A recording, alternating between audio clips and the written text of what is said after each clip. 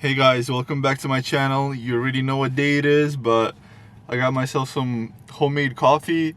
Has Starbucks logo on the cup, so you already know that's gonna be bomb.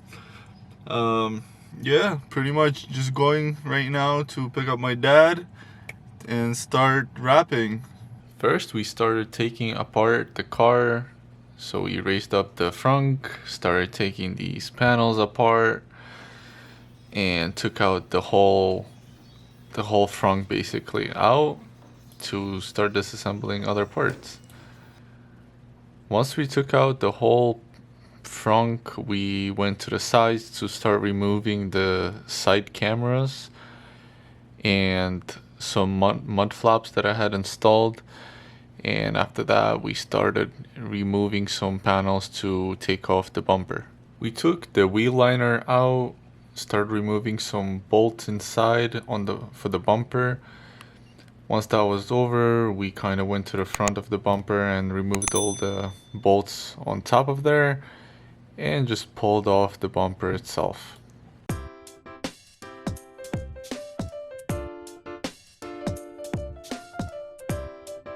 So once the bumper was off, we started with the hood, and it really went wrong like right away. So from all the videos that I watched on YouTube, they were all saying how you should just lay it flat first and then like take the bubbles out. So I tried doing that, but it didn't work. So one, the hood itself was cold. Two, the wrap was cold. So, and it's a really big piece, so we couldn't really get it to work. So it ended up being my practice piece. I practiced like a bunch of stuff on it, like how to lay it, how to use the squeegee. I had a lot of scratches with the squeegee that I was using, so that was a big plus that it was a practice piece. Basically practiced a lot of other methods, like putting water between the wrap and the hood, and that didn't really work with Vivid because the wrap wasn't sticking to anything. Even after pushing the water out of the way, it was just not working. So after we tried everything, I basically did my best to lay it, did most of it okay. Like, it had a lot of scratches and a lot of lines and some bubbles, but since it was a practice piece, I just took my time to actually finish doing it, practice the corners, basically finish the whole hood, and then we kind of just transitioned into doing a fender on the passenger side. So the passenger fender was our first decent piece, but we didn't use any squeegees. We just used our fingers the whole way, and it took us a long time. It was really hard, but eventually we got it to work. We laid it pretty nice, and looking back, I could have done a lot better than what we did because we used fingers and we just went from the top all the way down. But now I know some ways that you can do a better job with it, so we can easily redo it in like 30 minutes or an hour.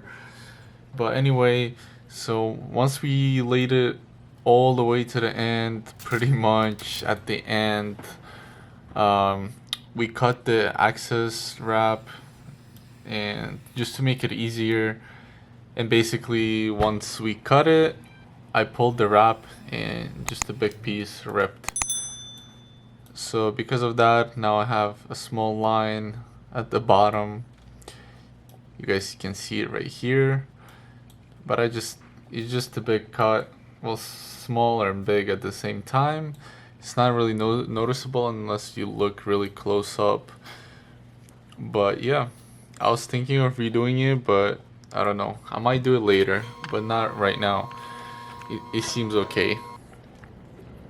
Here on the second fender, we started doing the same way as we did it on the other side. We laid half of it pretty nicely, but then it was pretty much stretched by a lot. So we were struggling here to get it to work and lay nicely, but it just turned out kind of crappy, and I have like a lot of lines there because it was just stretched way too much.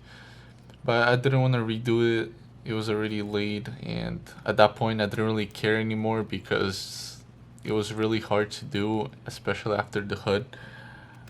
I didn't have crazy expectations coming into this, so after seeing how the hood was laying, I was just like, whatever, I just want to get it done for the whole car and then see what happens.